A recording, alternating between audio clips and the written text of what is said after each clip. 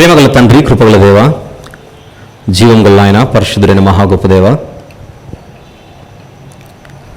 మరొక వారం తండ్రి ఈ రీతిగా మేము కూడుకొని మీ సన్నిధిలో ఒక కుటుంబముగా చేరి మిమ్మల్ని స్తుతించుటకు, మహిమపరచుటకు, ఘనపరచుటకు, మీ నామమును కీర్తించుటకు మీరిచ్చిన ఇంత చక్కని సమయమును బట్టి స్తుతులు చెల్లిస్తున్నాము నాయన. మొదటి వర్తమానము ద్వారా మీ తోడు లేకపోతే మా జీవితాలు ఎలాగా ఉండేవో అనేటువంటి విషయాలను మా దృష్టికి, మా ఆలోచనలకు తీసుకొని వచ్చినందుకు స్తుతులు చెల్లిస్తున్నాం ప్రభు. ఈ రెండవ వర్తమానం ద్వారా కూడా మరెన్నో సంగతులు ఏమందరం కలిసి మాట్లాడుకున్నట్టుకు ఈ కొద్దిసేపు ఈ ధ్యానాన్ని ఆశీర్వదించమని, మా యొక్క దీనస్థితిని, మా యొక్క అయోగ్యతను, మా యొక్క అనర్హతను మీ సన్నిధిలో మేము ఒప్పుకొనుచు కేవలం మీ నడిపింపు చేత మాత్రమే మా హృదయాలలో మీ యొక్క మాటలు నింపుకొనగలమని ఒప్పుకొనుచు సహాయం చేయమని అర్థిస్తూ మీ ప్రియకుమారుడు, మా అందరి ప్రభు, ప్రియరక్షకుడైన యేసుక్రీస్తు ప్రభు వారి పరిశుద్ధమైన నామములో ప్రార్థన సమర్పిస్తున్నాము తండ్రి, ఆమెన్. ప్రభునందు ప్రియులారా, ఈరోజు ఒక ప్రత్యేకమైనటువంటి అంశాన్ని మీ ముందుకు తీసుకొని వస్తున్నాను. దీనిని ఒక చిన్న టైటిల్తో మనం రాసుకొని నేర్చుకుందాం. మీ అందరికి బాగా తెలుసు, కేవలం క్రిస్మస్ అన్న పాయింట్పై నేను ఒక 100 మెసేజ్లు అందిస్తున్నాను కొన్ని సంవత్సరాలుగా. యేసుక్రీస్తు వారి జననమును మాత్రమే మనసులో ఉంచుకొని 66 పుస్తకాలు కలిగినటువంటి ఈ బైబిల్ని ఆధారం చేసుకుని అనేకమైనటువంటి క్రిస్మస్ సందేశాలు ఇస్తూ ఒక 100 సందేశాలు ఇవ్వాలనేటువంటి ఆలోచనతో వివిధ కోణాలలో క్రిస్మస్ని మనం ఆలోచిస్తున్నాం. దీనికి ఒక సబ్ టైటిల్ కూడా ఇద్దాం. మనం ప్రతి క్రిస్మస్ మెసేజ్కి ఒక సపరేట్గా టైటిల్ ఇస్తున్నాం, తెలుసు మీకు. దీనికన్నా మించిన ధన్యత ఏమున్నది అని సబ్ టైటిల్ రాసుకోవాల్సిందిగా మనవి చేస్తున్నా. దీనికన్నా మించిన ధన్యత ఏమున్నది, అది టైటిల్. ఇది ఒక ప్రశ్నతో కూడుకున్న టైటిల్గా కనబడుతోంది. దీనికన్నా మించిన ధన్యత ఏమున్నది అన్న ప్రశ్న వినగానే వెంటనే మనకు ఇంకొక క్వశ్చన్ రైజ్ అవ్వాలి. దేనికన్నా మించిన ధన్యత, దేని గురించి మాట్లాడుతున్నారు ఈయన అని వెంటనే మీకు ఒక క్వశ్చన్ రైజ్ కావాలి. ఆ క్వశ్చన్ ముందుగా మీ హృదయాలలో పెట్టి మాట్లాడితేనే విషయం అర్థమవుతుందని ఒక క్వశ్చన్ ఫామ్లో ఈ యొక్క టైటిల్ ఇవ్వడం జరిగింది. ఇక జాగ్రత్తగా కొన్ని ప్రాముఖ్యమైన విషయాలు మనం ఆలోచిద్దాం.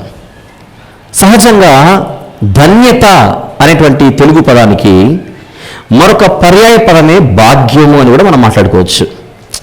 దీనికన్నా ధన్యత ఏమున్నది అని అనొచ్చు, దీనికన్నా భాగ్యం ఏముంది, ఇంతకన్నా భాగ్యం ఏముంది అని కూడా మనం అనొచ్చు. తెలుగులో కొన్ని సందర్భాలలో మనం కొన్ని సిచ్యువేషన్స్లో ఉన్నప్పుడు ఇంతకంటే నాకేం కావాలండి అని అంటుంటాం. మనం ఏదో ఒక సిచ్యువేషన్ని మనసులో ఉంచుకొని మనం ఊహించిన దానికంటే ఎక్కువ ఏదైనా జరిగితే, మన ఊహకు మించి ఏదైనా జరిగితే మనము అనినా అనకపోయినా బయటికి లోపల ఫీల్ అయ్యేది మాత్రం ఇక ఇది చాలు అనేటువంటి ఫీలింగ్లో ఉంటాం. ఇంతకంటే ఏం కావాలి నాకు, ఈ జీవితానికి ఇది చాలు, ఈ జన్మకి ఇది చాలు అనేటువంటి మాటలు మనం మాట్లాడుతూ ఉంటాం. ఉదాహరణకు, మీరు బాగా అభిమానించే ఒక నాయకుడితోనో, కొంచెం సామాజికంగా మాట్లాడితే బయట సమాజంలో ఉన్నవారు బాగా అభిమానించే ఒక నటుడితోనో, బాగా అభిమానించే ఒక నాయకుడినో కలిసినప్పుడు ఫోటోలు దిగి ఆ ఫోటోను చూసుకొని అనుకుంటుంటారు ఈ జన్మకి ఇది చాలని కదా. అందుకే కొన్ని సందర్భాలలో జంక్షన్స్లో, సెంటర్స్లో, ఊరు సెంటర్లో కానీ లేదా ఇంకెక్కడైనా 4 రోడ్ల కూడలలో ఒక మనిషి ఒక పెద్ద నాయకుడితో దిగిన ఫోటోని బ్యానర్గా చేసి అలా పెట్టి చూపిస్తుంటాడు. చూసారా, పలానాయనతో నేను ఫోటో దిగానని చూపించడం కోసం. అంటే ఆ వ్యక్తి యొక్క సైకాలజీని మనం ఆలోచిస్తే, ఆ వ్యక్తి యొక్క మనస్సులో ఉన్న స్థితిని మనం ఆలోచిస్తే, ఒక ప్రముఖుడితో ఫోటో దిగడం ఈ జీవితానికి ఇది చాలు అనేటువంటి ఫీలింగ్ అతనిలో ఉంటుందని మనం ఈజీగా గ్రహించవచ్చు. ఆ రీతిగా మనం చాలా సందర్భాలలో మనము కూడా ఫీల్ అవుతూ ఉండేటువంటి విషయాలు ఉంటాయని నేను ప్రత్యేకంగా చెప్పాల్సిన అవసరం లేదు. ఉదయం యాప్రాల్లో కూడా ఒక వేరే సందేశాన్ని మాట్లాడుతూ ఒక మాట చెప్పాను. ఒక యూనివర్సిటీలో ఒక సీట్ వస్తే చాలు, అంతకంటే ఏం కావాలి జన్మకు అని అనుకునే పరిస్థితులు ఉంటాయి. ఒక మంచి కంపెనీలో పెద్ద ఉద్యోగం వస్తే చాలు అని అనుకునేటువంటి పరిస్థితులు ఉంటాయి, అంతకంటే ఏం కావాలని. ఒక గవర్నమెంట్ జాబ్ వస్తే చాలు, ఇంతకంటే ఏం కావాలి నాకు అనేటువంటి ఫీలింగ్ కూడా కొన్ని సందర్భాల్లో మనకుంటుంది. ఈ రీతిగా మన విజన్లో, మన డ్రీమ్స్లో మనం ఏదో ఊహించుకొని అది వస్తే చాలు, అది ఉంటే చాలు అనేటువంటి పరిస్థితులు మన దైనందిన జీవితంలో ఎదురవుతుంటాయి. ఒక ఇల్లు ఉంటే చాలు, నా బిడ్డకు పెళ్ళి అయితే చాలు, ఒక మంచి ఇంట్లో నా బిడ్డ అడుగు పెడితే చాలు, ఇలాంటి కొన్ని ఆలోచనలు మనకు తెలియకుండానే మానవులుగా మనకు వస్తూ ఉంటాయి. అలాంటి ఫీలింగ్స్లో మనం బ్రతుకుతూ ఉంటాం. ఈ సందర్భంగా జరిగినటువంటి ఒక ఇన్సిడెంట్ నేను గుర్తు చేస్తాను. ఒక పెద్ద ప్రముఖ నాయకుడు నడుచుకుంటూ యాత్ర చేస్తున్నాడు. అనగనగా కాదు, ఏమి అనకున్నా ఆ యాత్ర చేస్తున్నటువంటి ఆయనను బాగా అభిమానించే ఒక వీరాభిమాని వాళ్ళ ఊరికి నాయకుడు వస్తున్నాడని తెలిసింది. ఈ వీరాభిమాని కాఫీ కొట్టు నడిపేవాడు, అంటే టీ కొట్టు, కాఫీ కొట్టు. అయితే ఎవరితో అన్నాడట, మన ఊరికి వస్తున్నాడు కదా మన నాయకుడు, నాకెందుకు ఒక చిన్న కోరిక, మా టీ కొట్టులో నుంచి ఆయన ఒక కప్పు టీ కానీ కాఫీ కానీ తాగితే చాలండి జీవితానికి అని అన్నాడట. ఆ చిన్న మాట ఆ నోట ఈ నోట వెళ్ళిపోయి నాయకుడి వరకు వెళ్ళింది. ఆ నాయకుడు ఆ ఊరికి రానే వచ్చాడు ఒకరోజు. అలా నడుచుకుంటూ వెళ్తూ సడన్గా కాఫీ షాప్ దగ్గరకు వచ్చి, టీ కొట్టు దగ్గరకు వచ్చేసరికి ఆగి ఆ మనిషిని పిలిపించి టీ తెప్పించుకొని అతనే ఆ కప్పు టీ తాగాడు. ఆ కప్పు టీ తాగుతూ ఆ వ్యక్తితో కలిసి నిలబడి ఫోటో కూడా దిగాడు. ఇక ఆ క్షణము నుండి సుమారు ఒక 4-5 గంటల పాటు ఆ మనిషి నేల మీద లేడు. ఆ నాయకుడు జనమంతా వెళ్ళిపోయిన తర్వాత మీడియా వాళ్ళు వచ్చి మైకులు పెట్టారట మూడు దగ్గర, ఏమని నీ ఫీలింగ్స్ ఏంటని. అప్పుడు ఆయన అన్నాడు ఫోటో చూపించి, ఇంతకంటే నాకు ఇంకేం కావాలండి జీవితానికి, మా నాయకుడు టీ తాగాడు అన్నాడట. ఎక్కడ టీ తాగాడు? నా టీ కొట్టులో నుంచి టీ తాగాడు. ఇంతకంటే ఏం భాగ్యం నాకు, ఇంతకంటే ధన్యత ఏముంది నాకు, ఈ జీవితానికి ఇది చాలు. అంటే తాను అంతగా అభిమానించేటువంటి నాయకుడు ఎంతసేపు టీ తాగాడు తన దగ్గరకు వచ్చి? ఒక 5 నిమిషాలు తాగింటాడు, లేదా 10 నిమిషాలు తాగింటాడు. ఒక 10 నిమిషాల పాటు తనతో గడిపి ఆ 10 నిమిషాల పాటు ఆ టీ తాగినందుకే జీవితానికి ఇది చాలు అంటున్న ఈ మనిషి మాటలు ఒకసారి మీరు ఆలోచించండి. ఆ వ్యక్తి తన ఫీలింగ్ ఎక్స్ప్రెస్ చేస్తున్నాడు, ఇంత గొప్ప నాయకుడు నన్ను గుర్తించాడు చాలు అనేది పాయింట్. ఇక్కడ విషయం ఏంటంటే, చాలా కాలం తర్వాత మరలా నాయకుడు ఈ మనిషి కనపడుతున్న ఎవరు అన్నట్టు చూస్తాడు.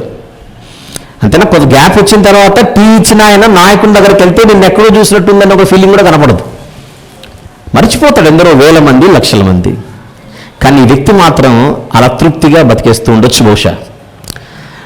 మరొక సందర్భంలో మరొక వ్యక్తి ఒక పెద్ద నటుడిని కలుసుకొని ఆ నటుడి కాళ్ళ మీద పడిపోయి, ఈ క్షణం నేను చచ్చిపోతే చాలండి అనేటువంటి ఎక్స్ప్రెషన్ తను ఇవ్వడం జరిగింది. అంటే ఏంటి?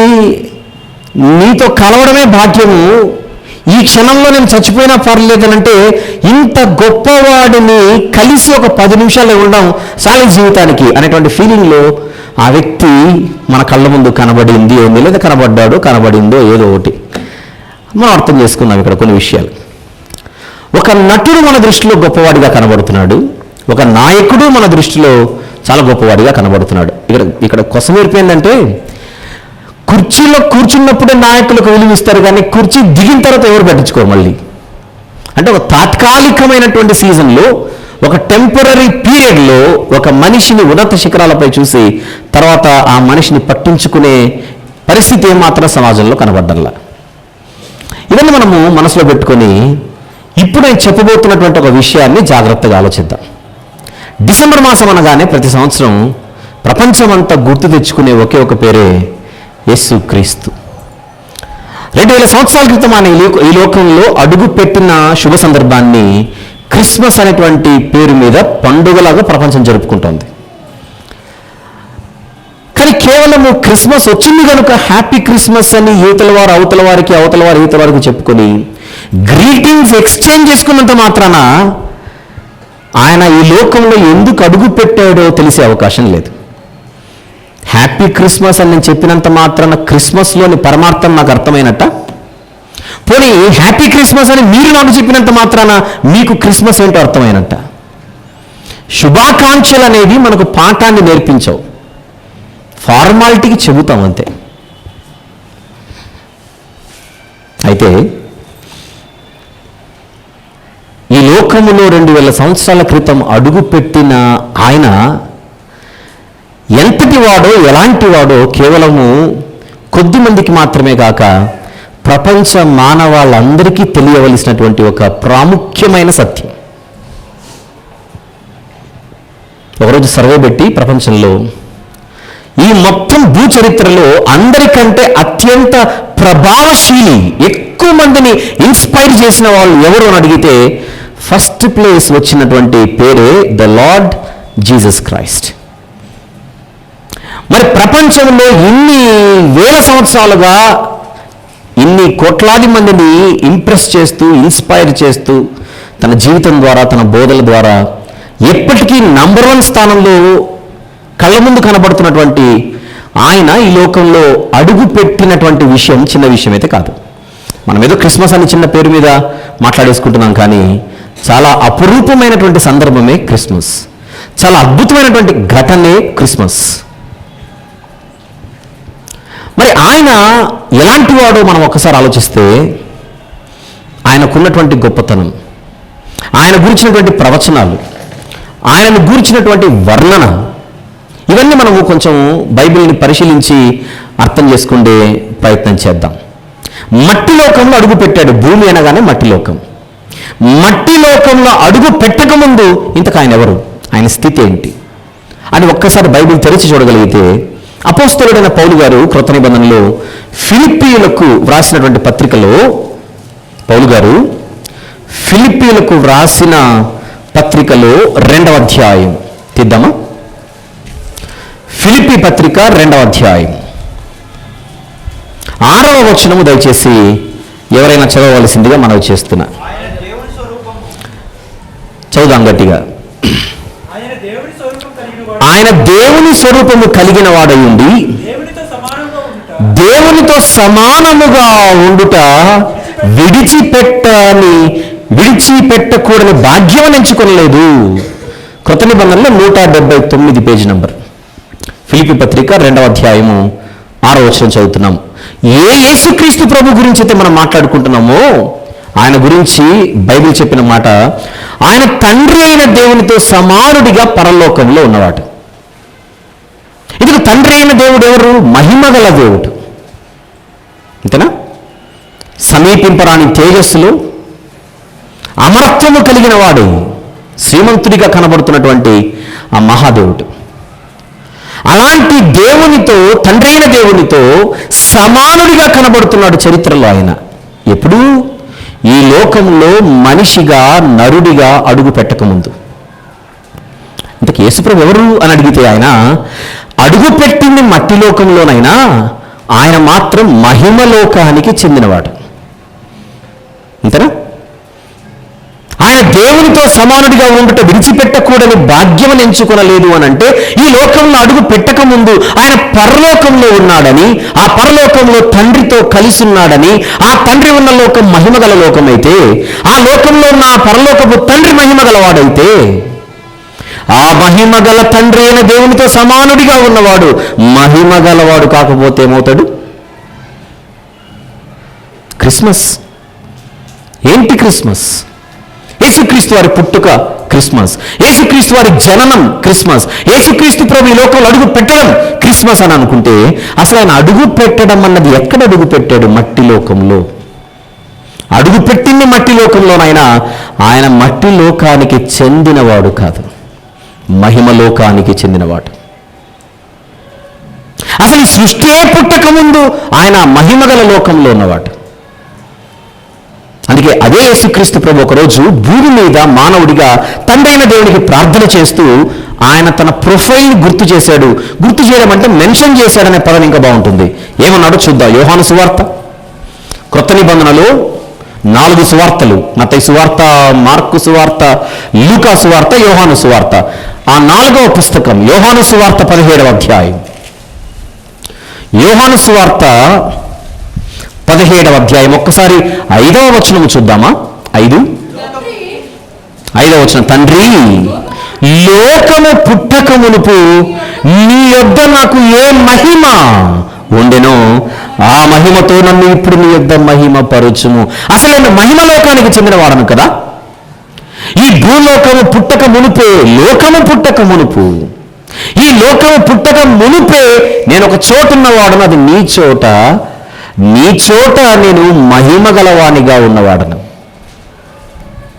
ఇది ఆయన ప్రొఫైల్. పరలోక సంబంధి, మహిమగల రాజు, మట్టి లోకంలో నరుడిగా అడుగుపెట్టాడు.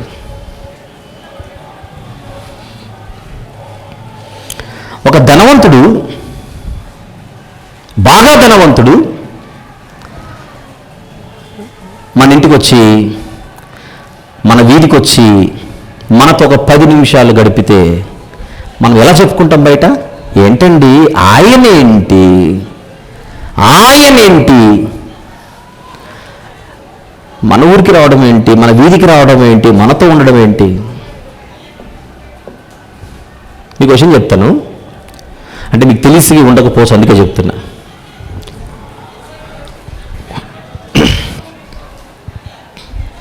డొనాల్డ్ ట్రంప్, అమెరికా మాజీ అధ్యక్షుడు. మనదా ప్రాబ్లం? చూడండి, కాదు.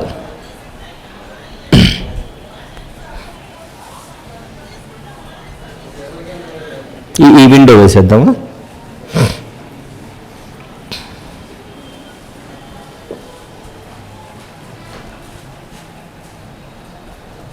All right. ఏంటది? రాయా, బండ? అది దింపేసి కింద పెట్టేసా, అది తీసే కింద పెట్టే.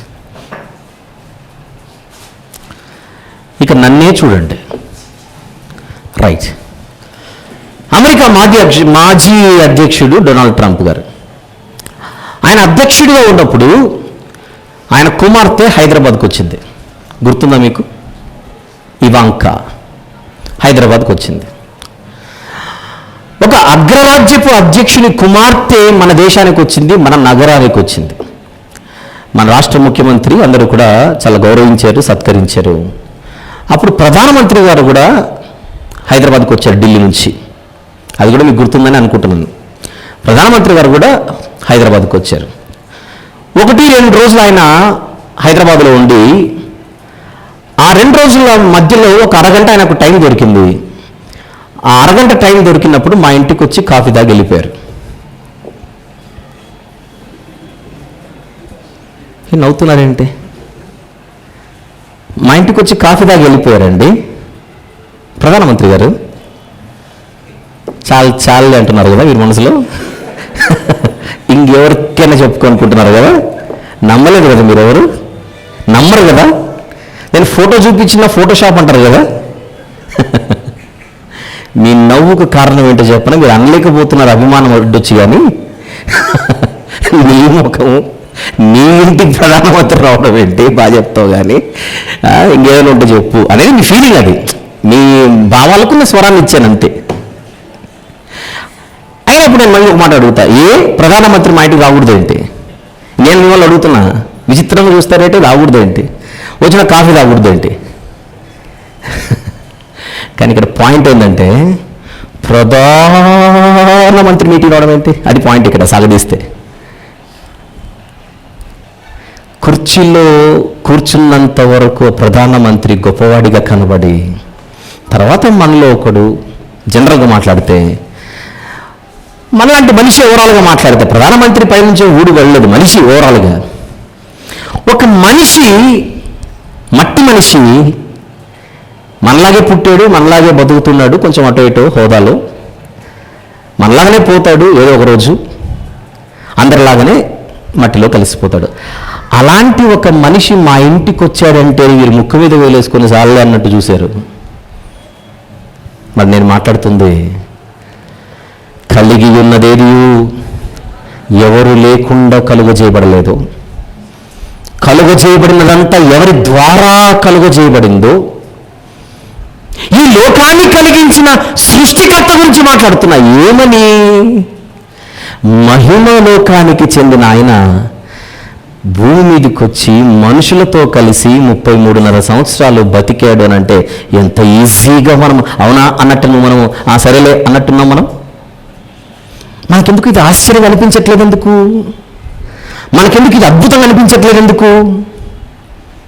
2000 సంవత్సరాల క్రితం ఏ శక్తి అయితే వ్యక్తిగా ఈ భూమి మీద అడుగు పెట్టాడో ఆయన ఇంతకెవరు? సర్పంచా? ఒకప్పుడు ఎంఆర్ఓనా? కలెక్టరా? ముఖ్యమంత్రా? ప్రధాన? లేదా అగ్రరాజ్యపు అధ్యక్షుడా? ఇప్పుడు నేను చెప్పిన వాళ్ళందరూ భూమి మీద ఉన్నోళ్ళే. కానీ ఈయనెవరు? రాజులకు రాజు, ప్రభువులకు ప్రభు.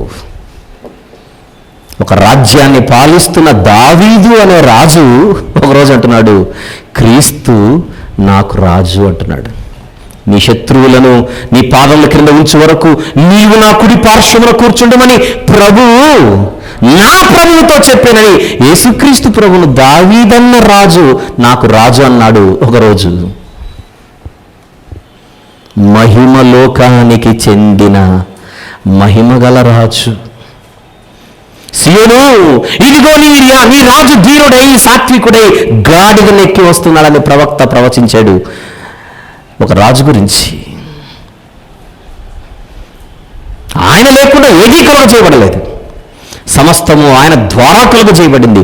అసలు మహిమగల రాజు, మహిమగల దేవుడు, వాక్యమైన దేవుడు, తండ్రి అయిన దేవుని ప్రియ కుమారుడు, సృష్టికర్త. ఈ మహావిశ్వంలో బొట్టంత ఉంటుంది భూమి. చాలాసార్లు చెప్పాను లాస్ట్ టైం కూడా. ఇంత పెద్ద స్క్రీన్ పైన ఒక చిన్న క్యాప్ పెడితే, చిన్న మచ్చ పెడితే అది ఎంత చిన్నగా ఉంటుందో ఈ విశ్వంలో భూమి ఆ సైజులో ఉంటుంది. అంత మచ్చలాంటి భూమిపై మచ్చలేని ఆయన మట్టి లోకంలో ఒక 5 నిమిషాలు 10 నిమిషాలు సుడిగాలి పర్యటన చేసి వెళ్ళిపోవడానికి రాలేదు. మన దగ్గరకు వచ్చేటోళ్ళందరూ కూడా సుడిగాలి పర్యటన చేసి వెళ్ళిపోతారు అంతే. గాలి పర్యటన చేయడానికి వచ్చినవాడు కాదు ఆయన. 33.5 సంవత్సరాలు మనుషులతో కలిసి బతికాడు, కలిసి తిరిగాడు, కలిసి నడిచాడు. ఎందుకు ఎందుకు అని అడిగితే దానికి ఆన్సర్ మనతో చెలిమి చేయడానికట, స్నేహం చేయడానికి. రక్తం కార్చాడా? కార్చాడు. ప్రాణం పెట్టాడా? పెట్టాడు. ఎవరి కోసం అని అడిగితే ఆయన అంటున్నాడు, నా స్నేహితుల కోసం. యోహాను సువార్త 15వ అధ్యాయం 15. యోహాను సువార్త 15వ అధ్యాయం 13-14 వచనములు చూద్దాం.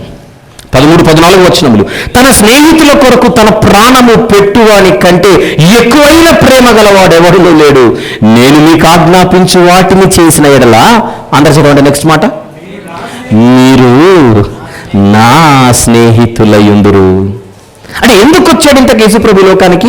మహిమ లోకాన్ని విడిచిపెట్టి మట్టి లోకానికి వచ్చిన యేసు స్వామి ఎందుకు వచ్చాడు అని అడిగితే ఆన్సర్ మనతో స్నేహం చేయడానికి, మనతో చెలిమి చేయడానికి. మనం పిలిస్తే వచ్చాడా? ఆయనే వచ్చాడా? మీరు చెప్పండి. మనుషులు పిటిషన్ పెడితే వచ్చాడా? మనుషులను కాపాడడానికి ఆయనే వచ్చాడా? ప్రేమ చేత, ప్రేమతో మనలను తానే పిలిచాడు. వచ్చింది తానే, పిలిచింది తానే. మహిమ లోకాన్ని విడిచిపెట్టి మన కోసమే వచ్చి తానే ప్రేమతో పిలిచి మనతో చెలిమి చేయడానికి సిద్ధపడ్డాడు. ఇప్పుడు అడుగుతున్నాను, మీకు అర్థమైతే నా భాష చాలాగా ఇంకను ధన్యతేముందిగా అని అడుగుతున్నా నేను. ఇంతకన్నా మించిన ధన్యత ఉందా? 5 సంవత్సరాలు కుర్చీ మీద కూర్చొని ఎప్పుడు కనబడతాడో తెలియని పరిస్థితిలో ఒక మనిషి నీతో కలిసి 5 నిమిషాలు మాట్లాడితే జన్మకి ఇది చాలంటే, అప్పుడప్పుడు పెద్ద పెద్ద నాయకుల పక్కన ఫోటోలు దిగేవారు చూడండి. ఈ దిగినోడు కెమెరా చూస్తుంటాడు, నాయకుడు ఎక్కడో చూస్తుంటాడు. Note this point. పెద్ద పెద్ద నాయకుల పక్కన ఫోటోలు దిగే వాళ్ళని ఒక్కసారి మీరు గమనిస్తే దిగినోడు మాత్రమే కెమెరాను చూస్తుంటాడు, నాయకుడు ఎక్కడో చూస్తుంటాడు, అయినా కూడా పెట్టుకుంటాడు. ఎందుకు? అది ఉంటే చాలు. ఇక ఆ నాయకుడు వచ్చింది చెలిమి చేయడానికి కాదు, ఆ నాయకుడు వచ్చింది నీతో కలిసి భోంచేయడానికి చేయడానికి కాదు. ఈయన నీతో నాకు స్నేహం కావాలంటున్నాడు. నీతో నాకు స్నేహం కావాలి. క్రిస్మస్ అంటే మహిమ లోకాన్ని విడిచిపెట్టి మట్టి లోకానికి వచ్చి మనతో స్నేహము కోరుకున్న ఒక రాజుగారి చరిత్ర. That is Christmas. That is Christmas. ఎలాంటి వారిని ఆయన పిలిచాడో మీకు కొన్ని సందర్భాలు గుర్తు చేస్తాను. ఈరోజు వాక్యపట్నం చదివారు కదా అందరు నిలబడి ఉత్తర ప్రత్యుత్తరంగా. ఒక దోణిలో కూర్చొని ఒకరోజు ఆయన ఒక అద్భుతమైన బోధ చేశాడు. ఆ దోణి ఎవరిదైతే దోణి ఉన్నదో ఆయన కూడా, ఆ దోణి ఓనర్ గారు కూడా అదే దోణిలో ఉన్నాడు. ఆయన పేరు సైమన్, తెలుగులో సీమోను. యేసుక్రీస్తు ప్రభు అదే దోణిలో కూర్చొని ఆయన చెప్పాల్సిన సంగతులని చెప్పిన తర్వాత ఆ ఓనర్ గారిని చూసి, దోణి ఓనర్ గారిని చూసి, జాలరి గారు, దోణేమో ఖాళీ ఉంది, చేపలు లేవు, దోణిని లోతుల్లోనికి నడిపించి వలయండి అని చెప్పాడు. దానికి సీమోను గారు ఇచ్చిన సమాధానం, రాత్రంతా కష్టపడ్డాం ప్రభువా, ఒక్క చేప వల్ల, కానీ నువ్వు చెప్పావు కనుక ట్రై చేస్తాం. అప్పుడు వల వేస్తే ఆయన చెప్పినట్టుగా తన జీవితంలో ఎన్నడూ చూడలేదు అంత విస్తారమైన చేపలు పడేసరికి లాగడానికి కూడా శక్తి చాలక 10 మంది సహాయం తీసుకొని ఆ చేపలనన్నిటినీ దోణిలో వేసుకున్న తర్వాత అప్పుడు కళ్ళు తెరుచుకొని సీమోను గారు తన దోణిలో కూర్చున్న ఆయన గొప్పతనాన్ని అర్థం చేసుకున్నట్టుగా మాట్లాడుతున్నాడేమని, నేను పాపాత్ముడను ప్రభువా, నా దోణిలో నువ్వు కూర్చునే అంత అర్హత నాకు లేదు, వెళ్ళిపో ప్రభువా, నేను పాపాత్ముడను ప్రభువా. దానికి ఆయన సమాధానం, బాధపడకు సీమోను, ఇక మీదట నీవు మనుష్యులను పట్టు జాలరిగా మారిపోతావు. కమ్ కమ్, నాతో కలిసిరా, నాతో స్నేహం చేయి. అసలు నేను వచ్చిందే నీ కోసం కరెక్ట్గా మాట్లాడాలంటే. ఇన్ని దోణలు ఉండగా నీ దోణి ఎందుకు ఎక్కాను? నాకు నువ్వు కావాలి. ఇక నువ్వెవరో నిన్ను అడిగితే సీమోను అంటున్నాడు, నేను ఘోరమైన పాపిని, కానీ నీతోనే నాకు స్నేహం కావాలి. చేపలను పట్టుచు జాలరిగా ఉన్నాడు. ఒక నూతన పనిలోనికి పేతురు గారిని పిలిచాడు. సీమోను పేతురు ఆయన పేరు, సైమన్ పీటర్. ఇప్పుడు అడుగుతున్నాను, పేతురు గారు ఆన్ ద స్పాట్ విడిచిపెట్టి బయలుదేరాడట. ఎందుకు?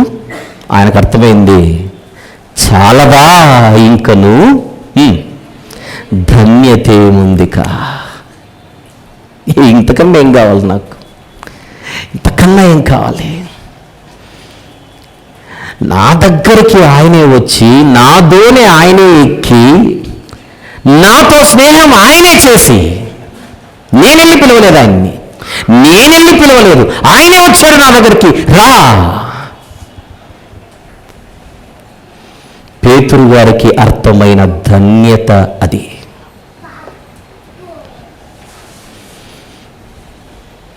ఎరికో అనే పట్టణం పేరు మనం వినే ఉంటాం.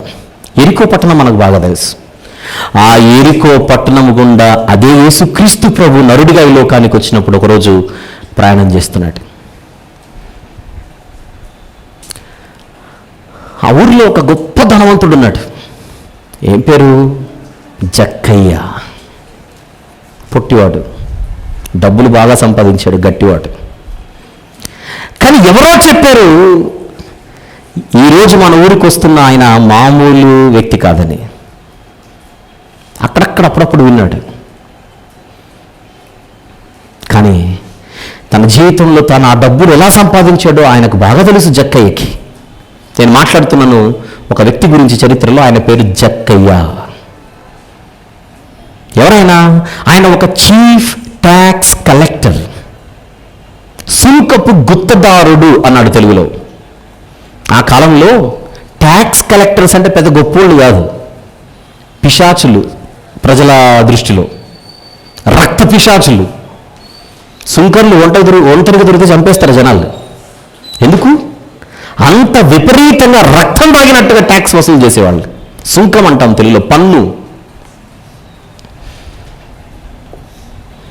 విస్తారంగా ముందే చీఫ్ ట్యాక్స్ కలెక్టర్, ట్యాక్స్ కలెక్టర్లలో పెద్దోడు,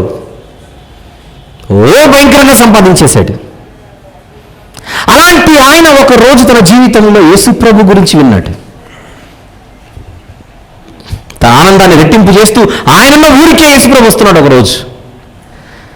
అప్పుడు జక్కయ్య అనుకున్నాడు, ఆయనను చూస్తే చాలు, ఈ జీవితంలో చూస్తే చాలని, అందరిలో ఉంటే కనబడ్డు కనుక ఈయన చిన్నవాడుగా కనపడుతున్నాడు సైజులో కనుక చెట్టెక్కాడు. చెట్టెక్కి కూర్చున్నది జక్కయ్య. అప్పుడు యేసుప్రభు వచ్చాడు. వెళుతూ సడన్గా చెట్టు కింద ఆగాడు. ఏ చెట్టు కింద ఆగాడు? జక్కయ్య ఎక్కిన చెట్టు కింద ఆగాడు యేసయ్య. నువ్వు రావయ్యా అన్నాడు కిందికి. జక్కయ్యను చూసి నువ్వు రా. అస్సలు ఊహించలేదు జక్కయ్య. చెట్టెక్కి కూర్చున్నది జక్కయ్య, కిందుండి పిలిచింది యేసయ్య, నువ్వు రావయ్యా అన్నాడు. అంతే. ఆశ్చర్యపోయాడు. రానితో 5 నిమిషాలు మాట్లాడి వెళ్ళిపోతాను అనలేదు. ఈరోజు నేను నీ ఇంట్లో ఉందామనుకుంటున్నాను. ఈరోజు నేను నీ ఇంట ఉండాలనుకుంటున్నా. రానా అన్నాడు. అంతే. రానా? ఎగిరి దూకాడు అక్కడ నుంచి. కాళ్ళురిని ఆయన మళ్ళీ ఇస్తాడండి. అంటే ఆ విశ్వాసం ఉంది. నువ్వు ఇంటికి వచ్చే ముందు కానీ ఒక మాట చెప్పాల ప్రభువా అంటున్నాడు జక్కయ్య. ఏంటి? నా ఆస్తిలో సగం బీదలకు ఇచ్చేస్తాను. ముందు ఆ మాటకి నేను డిక్లేర్ చేయాలి. చుట్టూ వాళ్ళందరూ కూడా ఆశ్చర్యపోతున్నారు. ఈయనేమో గొప్ప యేసయ్య వెళ్తున్నాడు నేను జక్కయ్య ఇంటికి. ఎంత దారుణం ఇది, జక్కయ్య ఇంటికి వెళ్ళడం ఏంటని అందరూ సనుగుకుంటుంటే, జక్కయ్య నాకు నువ్వు కావాలి.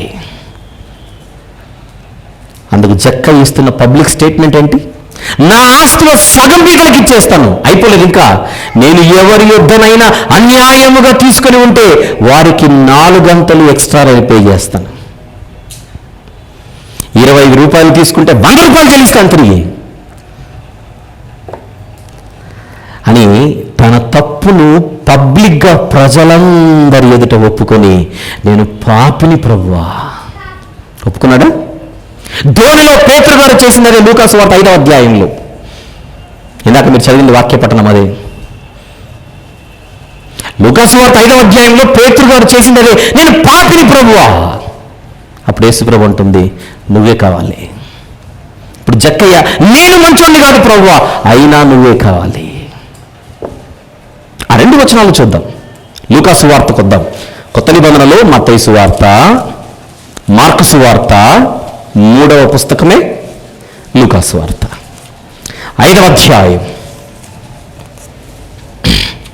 పేతురు గారు అంటున్న మాట ఒక్కసారి మనం చూద్దాం. 8వ వచనం చూద్దాం. లూకాసు వార్త 5వ అధ్యాయం 8వ వచనం. సీమోను పేతురు అది చూచి యేసుక్రీస్తు ప్రభు యొక్క మోకాలు ఎదుట సాగిలపడి, ప్రభువా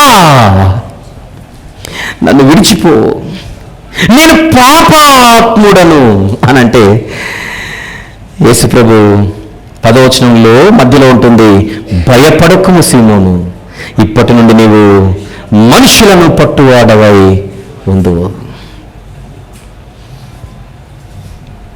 పేతురు గారికి ప్రభు స్నేహితుడైపోయాడు. పేతురు గారికి యేసుక్రీస్తు ప్రభుకి స్నేహం ఎలా ఏర్పడింది? ఆ ఏర్పడడానికి జరిగిన ప్రక్రియ, ఆయన్నే వచ్చాడు పాపి దగ్గరకు, నాతో స్నేహం చేస్తావా అని అంటుంటే, ఆ పాపికి ఆ విషయం అర్థమై, నేను ఆయనతో స్నేహం చేయాలంటే ముందుగా నేను చేయవలసింది ఆయన కాళ్ళ ఎదుట నేను మోకరిల్లి, ఆయన పాదాల ఎదుట నేను మోకరిల్లి చెప్పవలసింది, నేను పాపిని ప్రభువా. ఏమనాలి? నేను పాపిని ప్రభువా, నీతో స్నేహము చేసే యోగ్యత నాకు లేదు ప్రభువా. అంటే నువ్వు ఒప్పుకున్నావే, నీ మనసు నేను పాపిని అని గ్రహించావే, అది చాలు నీతో నేను స్నేహం చేయడానికి. జక్కయ్య. అదే లూకా సువార్త. ఇప్పుడు 5వ అధ్యాయంలో ఉన్నాము. 19వ అధ్యాయానికి వద్దాం ఒకసారి. లూకా సువార్త 19వ అధ్యాయం. లూకా సువార్త 19వ అధ్యాయం. మీరు మొదటి నుండి 10 వచనములు దయచేసి వ్రాసుకోండి, నోట్ చేసుకోండి. మొదటి నుంచి 10, అవసరమైనంత మేరకు మనం చదువుకుందాం. 5వ వచనం నుండి. యేసు ఆ చోటికి వచ్చినప్పుడు కన్నులెత్తి చూచి, జక్కయ్యా త్వరగా దిగు, నేడు నేను నీ ఇంట ఉండవలసినదని అతనితో చెప్పగా అతడు త్వరగా దిగి సంతోషముతో ఆయనను చేర్చుకొనెను. అందరూ అది చూచి, ఈయన పాపైన మనుషుని యొద్ద బస చేయవలెనని చాలా సలుగుకొనిరి. జక్కయ్య నిలువబడి, ఇదిగో ప్రభువా, నా ఆస్తిలో సగము బీతలకు ఇచ్చుచున్నాను. నేను ఎవరి యొద్దనైనను అన్యాయంగా దేనినైనను తీసుకొనిన ఎడల అతనికి 4 గంటలు మరలా చెల్లించునని ప్రభువుతో చెప్పాను. జక్కయ్య అన్న మనిషి నేను ఒప్పుకుంటున్నానన్నది ఇంటికి వచ్చిన తర్వాత అయినా డెసిషన్ మాత్రం ముందే తీసుకున్నాడు. యేసుక్రీస్తు ప్రభువును ఇంటిలోనికి చేర్చుకునే ముందుగానే ఆయనకు అర్థమైపోయింది, ఇంత పరిశుద్ధుడు నా ఇంట్లో ఉండాలనంటే నా జీవితం, నా ఇల్లు మారాలి, నా జీవితం కడగబడాలని డిసైడ్ అయిపోయి ఆయన ఎదుటనే, జక్కయ్య గారు యేసుక్రీస్తు ప్రభు ఎదుటనే ఒప్పుకోలేదు. అన్యాయం చేశాను ప్రభువా నా జీవితంలో, ఇంత ఆస్తిని నేను సంపాదించుకోవడానికి నా జీవితంలో జరిగింది అన్యాయం, నేను చేసిన అన్యాయం, నేను పాపిని. అందుకు ప్రభు యొక్క రెస్పాన్స్ ఎలా ఉంది? ఇక మీదట నీవు అబ్రహాము కుమారుడు, ఇప్పటి వరకు అపవాది కుమారుడు. అంతే కదా మ్యాటర్. మళ్ళీ 9వ వచనం. అందుకు యేసు, ఇతడును అబ్రహాము కుమారుడే, ఎందుకనగా నేడు ఈ ఇంటికి రక్షణ వచ్చి ఉన్నది. ఎలా వచ్చింది రక్షణ? జక్కయ్య గారు నేను పాపిని అని ఒప్పుకున్నాడు. ఎప్పుడైతే తాను పాపిని అని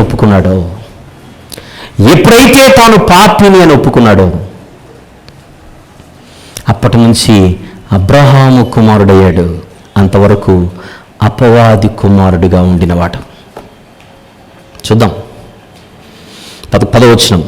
లూకా సువార్త 19వ అధ్యాయం 10వ వచనం ఏమంటున్నారు యేసు ప్రభు? చూడండి జాగ్రత్తగా, ఈ వచనం అందరూ చూడాలి.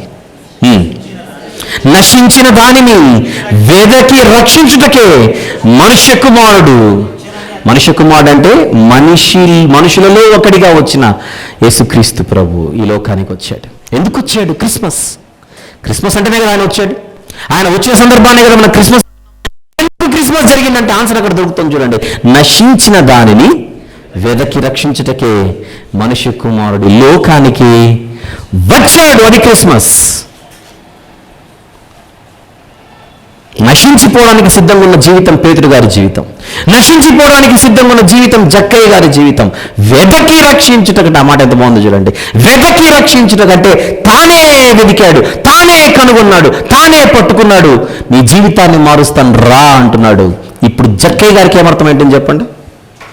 చాలదా, ఇంకను ధన్యతేముందికా. పేతురు గారి ఫీలింగ్ అదేనా? మీరు అర్థం చేసుకుంటే అదే. జక్కయ్య గారి ఫీలింగ్ అదేనా? మీరు అర్థం చేసుకుంటే అదే. ఎంతమంది చూపించాను ఇప్పుడు? 2.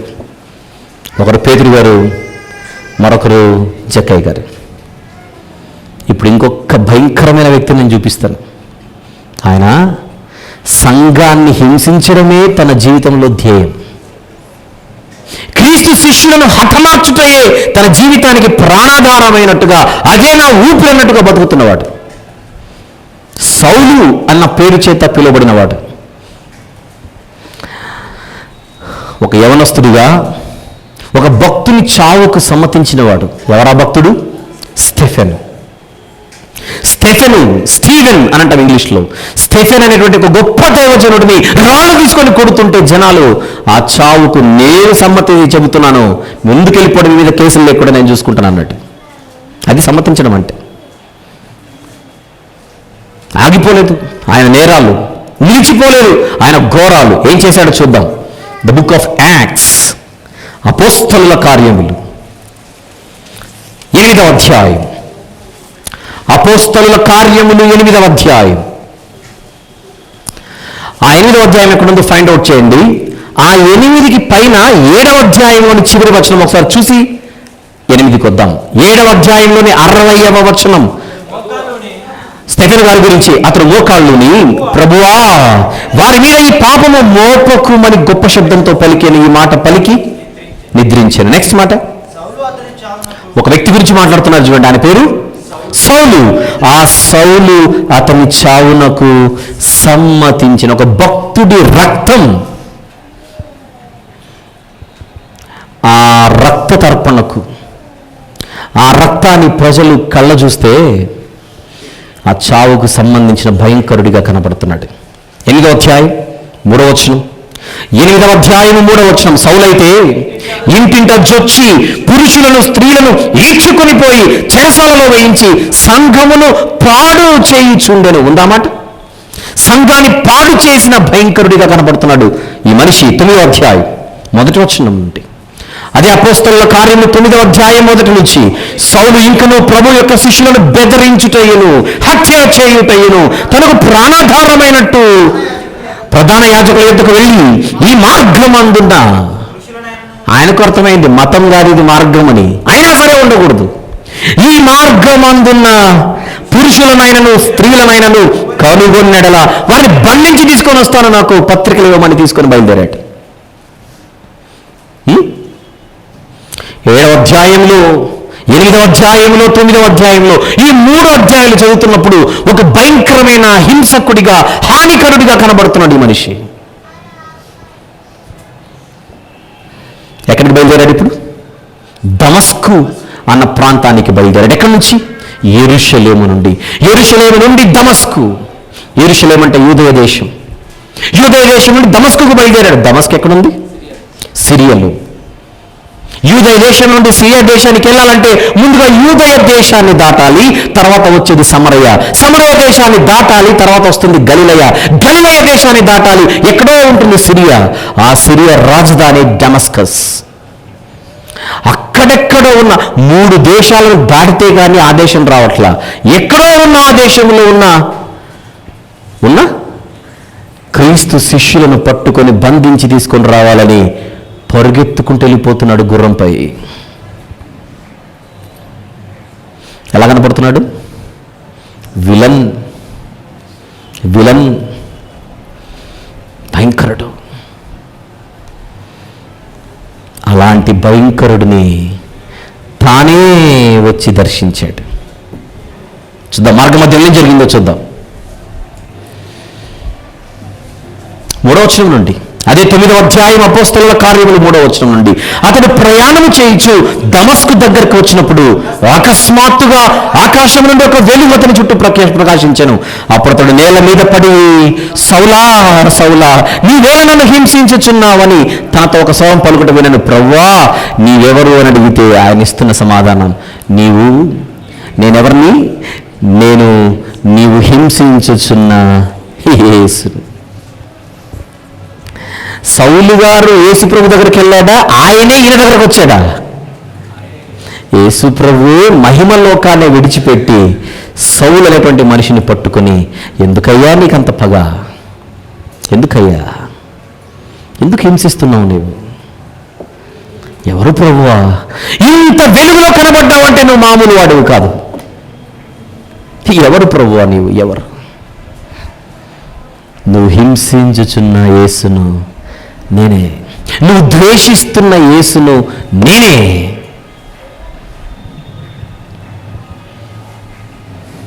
ఎవరి పేరెత్తితే నీకు మంట పుడుతుందో ఒళ్ళంతా, ఆ యేసు ప్రభు నేనే. నేను నిన్ను ఇంత హింసిస్తే, నీ సంఘాన్ని ఇంత నేను చిత్రహింసలకు గురి చేస్తే, ఇంత ప్రేమగా మాట్లాడుతున్నావు కదా ప్రభువా. అప్పుడు సౌలు గారికి ఏమర్థమైంది? చాలదా ఇంకను, ధన్యతేముందిక. మారిపోయాడు. ఆయన ప్రేమకు బానిసైపోయాడు. ఆ క్షణమే తన జీవితాన్ని మొత్తం మార్చేసుకున్నాడు. ఆ సౌలు గారే పౌలుగా పిలువబడి ఎన్నో పత్రికలు రాశాడు. ఆ పత్రికలలో తన గురించి ఏమని మాట్లాడుతున్నాడో 1 లేదా 2 వచనములు చూద్దాం. గలతీ పత్రిక 1వ అధ్యాయం, ముందుగా గలతీ పత్రిక 1వ అధ్యాయం 13వ వచనం. 13 వచనం. పూర్వమందు యూద మతస్థున్నై ఉన్నప్పుడు నేను దేవుని సంఘమును అపరిమితముగా హింసించి నాశనం చేసిన వాడిని. నేను చాలా భయంకరం అంటున్నాడు తన గతం గురించి మాట్లాడుతూ. తిమోతి గారికి రాసిన మొదటి పత్రిక, క్రొత్త నిబంధనలో తిమోతి గారికి రాసిన మొదటి పత్రిక, మొదటి అధ్యాయం 12-13 వచనములు చూద్దాం. పూర్వము దూషకుడును హింసకుడును హానికరుడునైన నన్ను తన పరిచర్యకు నియమించి నమ్మకమైన వానిగా ఎంచినందుకు నన్ను బలపరిచిన మన ప్రభువైన అయిన క్రీస్తు యేసుకు నేనేమై ఉన్నాను? కృతజ్ఞుడనై ఉన్నాను. ఇంత హింసకుడిని, ఇంత భయంకరుడిని, ఇంత పాపిని, ఆ కింద 15వ వచనంకి వస్తే పాపులలో నేను ప్రధానుడు అంటాడు. చూడండి 15వ వచనం 15. పాపులను రక్షించుటకు క్రీస్తు యేసు లోకమునకు వచ్చిన వాక్యము నమ్మదగినది, పూర్ణాంగీకారమునకు యోగ్యమైనది ఉన్నది. అట్టి వారిలో నేను ప్రధానుడను. పాపులలో నేను ప్రధానుడను ఒప్పుకుంటున్నాడు. పౌలు గారిని ఎవరయ్యా నీవు అని అడిగితే, నేను ఒక పాపిని, కానీ కనికరింపబడ్డాను, కరుణించబడ్డాను. ఒక పేతురు గారు, ఒక జక్కయ్య గారు, ఒక పౌలు గారు, వీళ్ళందరూ నోట వస్తున్నది ఒకటి, నేను పాపిని, నేను పాపిని, నేను పాపిని. కానీ పాపినైన నన్ను ఆయనే దర్శించాడు, ఆయనే పట్టుకున్నాడు. చాలదా? ఇంకను ధన్యత ఏముందిక? బ్రతుకుట క్రీస్తే, చావైతే లాభం.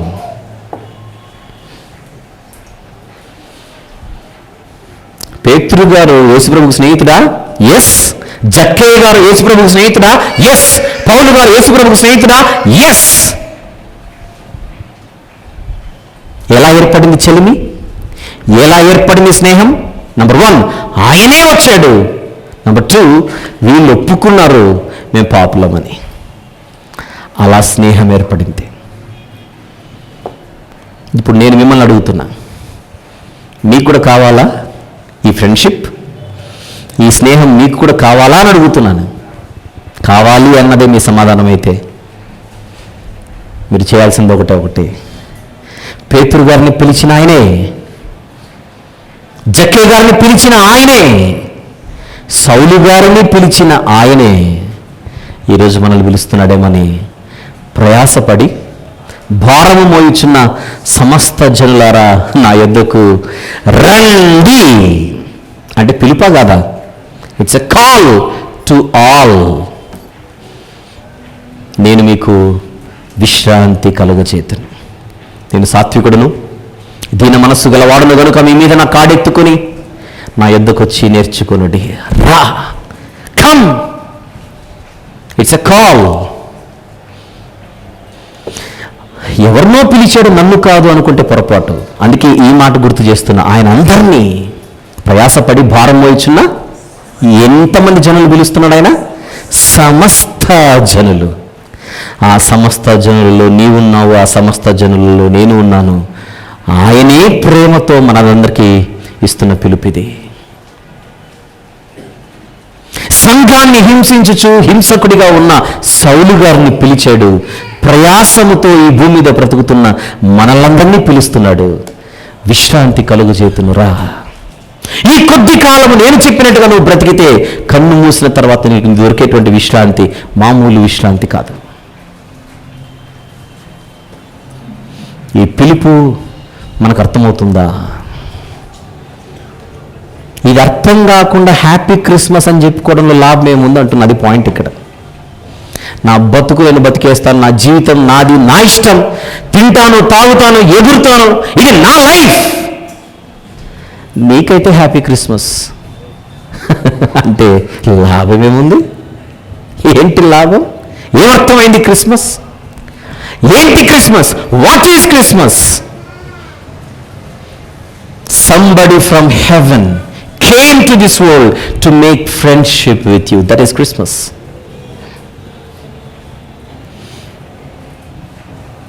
మట్టి లోకంలోనికి మహిమ లోకాన్ని విడిచిపెట్టి అడుగుపెట్టి మట్టి మనుషులతో స్నేహము చేయడానికి ఒక శక్తి వ్యక్తిగా వచ్చాడు. దాని పేరే క్రిస్మస్. ఇలా అర్థం కావాలి క్రిస్మస్ మనకు. క్రిస్మస్ ఇలా అర్థమైతే అప్పుడు మనం అనుకుంటాం, కేకలు వద్దు, కేకులు వద్దు, తినడము, తాగడము, ఎగరడం ఇవేమి వద్దు, ఆయనతో నాకు స్నేహం ఉంటే చాలు, ఆయనతో నాకు చెల్లిమి ఉంటే చాలు.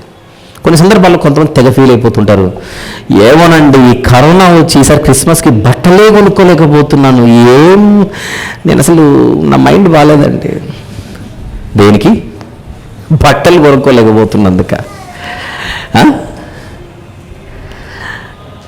బట్టలు లేకపోతే కాదు, కొత్త బట్టలు లేకపోతే కాదు బాధపడాల్సింది, ఆయనతో నీకు చెలిమి లేకపోతే బాధపడ.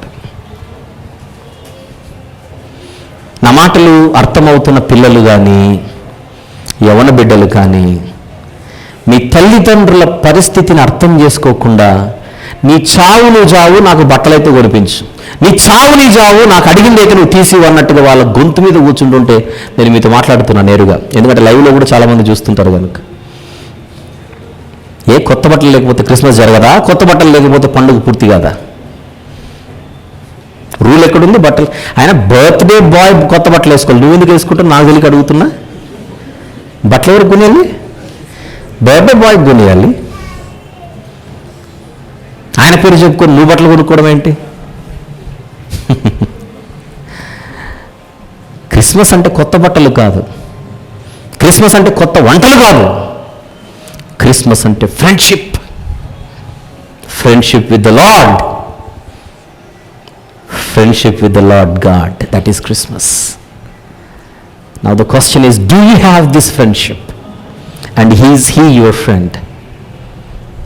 And do you have any answer for this? ఆయన నీకు స్నేహితురా కాదా చెప్పు. కాదు అంటే మర్చిపోయాక క్రిస్మస్, కాదు అంటే హ్యాపీ క్రిస్మసే కాదు నీకు. ఈరోజు వాక్యం వింటున్న మీలో ఎంతమంది బాప్తిస్మం తీసుకున్నారు? ఇప్పుడు కొత్తగా వస్తున్న వాళ్ళు కాదు, సంవత్సరాల తరబడి దేవుని వాక్యం వింటున్నా ఈ రోజుకి ఇంకా మారు మనస్సు లేక, నేను పాపినని జక్కయ్యలాగా ఒప్పుకోకుండా, పేతురుగారులా ఒప్పుకోకుండా, పౌలుగారులా ఒప్పుకోకుండా ఇంకా బతికేస్తూ వాక్యాన్ని మాత్రం టన్నుల కొద్ది వింటూ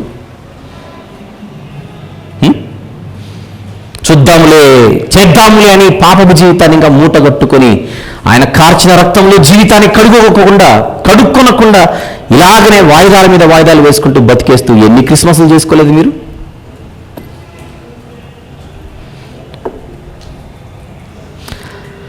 ఇక మీదట మార్చేయండి దయచేసి. అలాంటి జీవితమే కనుక మీద అయ్యి ఉంటే ఇంతవరకు ఆ జీవితానికి స్వస్తి చెప్పి come in to the true Christmas, come in to the real atmosphere of Christmas. నిజమైన క్రిస్మస్ వాతావరణంలోనికి అడుగు పెడదాం. మారు మనసు పొంది పాపినని గ్రహించి పాప క్షమాపణ నిమిత్తమైన కార్చిన రక్తంలో జీవితాన్ని విశ్వాసంతో కడుక్కోవడానికి బ్యాప్టిజం తీసుకోకుండా ఉంటే మీరు ఆయన స్నేహితులు కాదు. ఆయన స్నేహితులు కాకుండా మీరు క్రిస్మస్లోకి ఎలా రాగలరు, క్రిస్మస్ మీ జీవితానికి ఎలా సంబంధించినదై అవుతుంది అన్నది మీకు అర్థం కావాలి.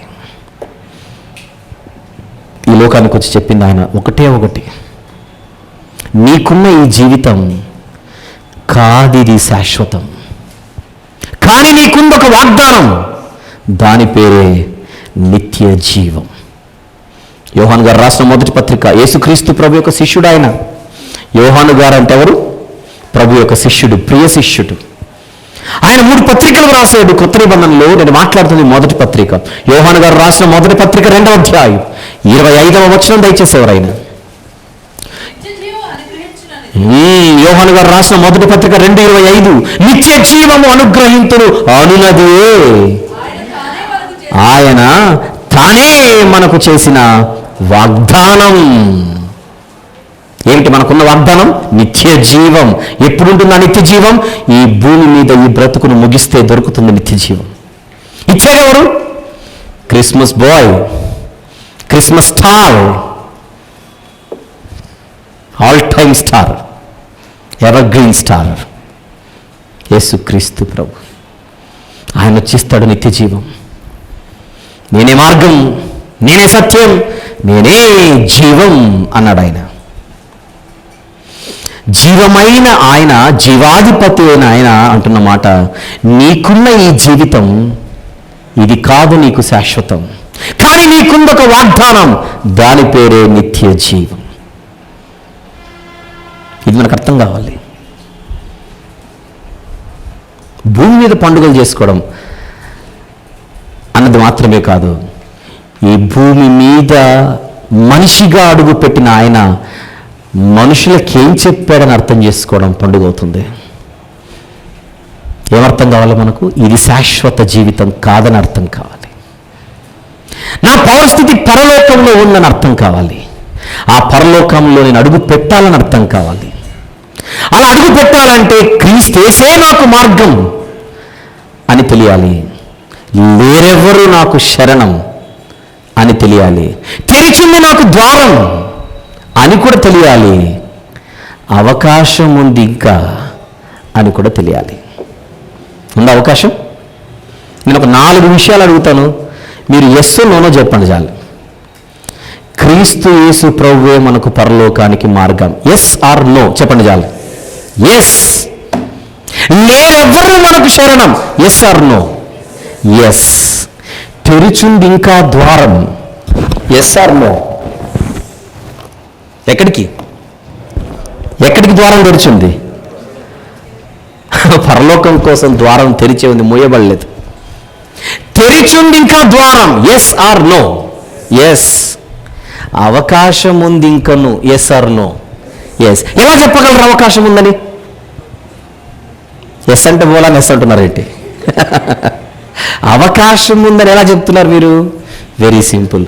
ఇంకా బతికే ఉన్నారుగా. బతికే ఉన్నారంటే అవకాశం ఉన్నట్టు. బ్రతికే ఉన్నారంటే అవకాశం ఉన్నట్టు. ఆ అవకాశం ఎప్పుడు పోతుంది? ప్రాణం పోయినప్పుడు, ఊపిరి ఆగినప్పుడు, గుండె చప్పుడు నిలిచిపోయినప్పుడు, ఆత్మ శరీరంలో నుండి బయటికి వచ్చిన తర్వాత అప్పుడు ప్రభు ఇంకొక ఛాన్స్, అప్పుడు దొరకదు. అప్పుడు ద్వారము మూయబడుతుంది. అందుకే దీపం ఉన్నప్పుడే ఇల్లు చక్కబెట్టుకోవాలి. ప్రాణం ఉన్నప్పుడే ప్రభు దగ్గరికి రావాలి. ఇప్పుడు 4టికి మీరు ఎస్ అన్నారు కదా. క్రీస్తేసే మార్గం అని అర్థమైంది, వెరీ గుడ్. లేరెవ్వరూ శరణం మాకు అని అర్థమైంది, వెరీ వెరీ గుడ్. ద్వారం ఇంకా తెరవబడే ఉంది అని అనుకుంటున్నారు, అది కూడా నమ్ముతున్నారు, ఇది వెరీ వెరీ వెరీ గుడ్. అవకాశం ఉంది ఇంకా నా కోసం, నేను మారితే నన్ను స్వీకరించడానికి ప్రభు సిద్ధంగా ఉన్నాడు అని కూడా నమ్ముతున్నారు కదా, ఇది కూడా వెరీ గుడ్. అందుకే ఇప్పుడు మీరు చెప్పాలి, చాలదా ఇంకను ధన్యతేముందికా. పరలోకంలో అడుగు పెట్టడానికి అందరికి అవకాశం, స్టిల్ అలైవ్, ఇప్పటికి అవకాశం ఉంది. దాన్ని యూటిలైజ్ చేసుకోవడం తెలియాలి మనకంతే. కాల్ అయితే అందరికి వెళ్ళిపోయింది ప్రభు దగ్గర నుంచి, కానీ అందరూ ఆ కాల్ని రిసీవ్ చేసుకోవట్లా, కట్ చేస్తున్నారు కాల్. ప్రభు దేవుడేమో కాల్ చేస్తూనే ఉన్నాడు, సువార్త ద్వారా కాల్ చేస్తున్నాడు. కాల్ అంటే ఏంటి? పిలుపు. ఎలా పిలుస్తున్నాడు చూడండి ఒకసారి. తెస్సలోనిక పత్రిక, తెస్సలోనికైలకు రాసిన 2వ పత్రిక, క్రొత్త నిబంధనలు 2వ అధ్యాయం. తెస్సలోనికైలకు రాసిన 2వ పత్రిక 2వ అధ్యాయం 14వ వచనము చూద్దాం. 14. మీరు ఇలాగున రక్షింపబడి మన ప్రభు అయిన యేసుక్రీస్తు యొక్క మహిమను పొందవలెనని ఆయన మా సువార్త వలన మిమ్మును పిలిచెను. అంటే కాల్, పిలుస్తున్నాడు. ఆయన కాల్ చేస్తూనే ఉన్నాడు, కానీ చాలామంది ఆన్సర్ చేయట్లా, బిజీ బిజీ బిజీ బిజీ. కానీ ఎవరైతే ఆన్సర్ చేస్తున్నారో పేతురు గారిలా, ఎవరైతే ఆన్సర్ చేస్తున్నారో జక్కయ్య గారిలా, ఎవరైతే ఆన్సర్ చేస్తున్నారో పౌలు గారిలా, వాళ్ళందరూ కూడా తమ జీవితాన్ని ఒక ఉన్నతమైన స్థితిలో ఉంచుకోగలిగి వారి జీవితాన్ని మలుచుకున్నారు. వాళ్ళు ధన్యులంటే. అందరూ పాపం చేస్తారు, అందరూ అపరాధులే, కానీ అవకాశాన్ని వినియోగించుకున్నవాడే ధన్యుడు. మహిమలోకాన్ని విడిచిపెట్టి మన కోసం ఈ లోకానికి వచ్చి మనతో చెలిమి చేయడానికి మనలో ఒకనిగా మారిన ఆయనను చూస్తే మనకు అనిపించాలి, చాలదా ఇంకను ధన్యతేముందిక. ఏంటి ఈరోజు మన ధ్యానాంశం? టైటిల్ ఏంటి మనం మాట్లాడుకుంది? దేనికన్నా మించిన ధన్యత ఏమున్నది? ఇప్పుడు మ్యాటర్ అర్థమైంది అందరికీ. దేనికన్నా మించిన ధన్యత? నా కోసం ఆ రారాజు నరుడిగా పుట్టాడే నాతో చెలిమి చేయడానికి. ఇంతకన్నా నాకేం కావాలి, ఇంతకన్నా నాకేం కావాలి అనుకోవాలి. ఇంతకు మించిన ధన్యత లేదని అర్థమైన తరువాత కూడా మనం దీన్ని ఉపయోగించుకోకపోతే, ఆయనతో స్నేహం చేయకపోతే మనము అభాగ్యులం అవుతాం, కానీ అదృష్టవంతులం కాలేం. అది చాలా దౌర్భాగ్యమైనటువంటి పరిస్థితి అవుతుందే కానీ ఆనందించే పరిస్థితి కాదు. చేద్దాం ఆయనతో చెలిమి, ఉందాం కలకాలం పరలోకంలో. అర్థం చేసుకొని ఈ మాటలు మీ హృదయాల్లో పదిలపరుచుకొని తర్వాత ఈ మాటలు నెమరు వేసుకుంటూ ధ్యానిస్తూ మీరు మరింత బలపడాలని కోరుకుంటూ ముగిస్తున్నాను. కళ్ళు మూసుకున్నట్లయితే చిన్న ప్రార్థన చేద్దాం, తర్వాత ప్రభు బలలోనికి ప్రవేశిద్దాం. ప్రేమగల తండ్రి, కృపగల దేవ, ఈ రాత్రి మీరు ఇచ్చినటువంటి మాటలన్నిటిని బట్టి స్తుతులు చెల్లిస్తున్నాము నాయన. మహిమలోకాన్ని విడిచిపెట్టి ఈ లోకానికి వచ్చినటువంటి మీ ప్రియకుమారుని బట్టి మేము ధన్యులమని తెలుసుకోగలుగుతున్నాం. చరిత్రలో ఎందరో ఈ అవకాశాన్ని వినియోగించుకోగలిగారు తండ్రి. ఆ జాబితాలో మేము కూడా ఉండాలి. వినియోగించుకొనలేని వారి జాబితాలో మా పేర్లు ఉండకూడదని మేము అర్థం చేసుకోవాలి తండ్రి. అందుకే మీరు ప్రేమించి ఇచ్చినటువంటి ఈ మాటలు ఈ వారంలో ప్రపంచమంతా క్రిస్మస్ వాతావరణంలోనికి మరింత గొప్పగా ప్రవేశిస్తున్న తరుణంలో మేము మాట్లాడుకునే మాటలు మరింత అర్థవంతమైనటువంటి వాతావరణంలోనికి మమ్మల్ని చేర్చులాగున సహాయం చేయమని యేసుస్వామి వారి పరిశుద్ధ నామములో ప్రార్థన సమర్పిస్తున్నాము తండ్రి. ఆమెన్.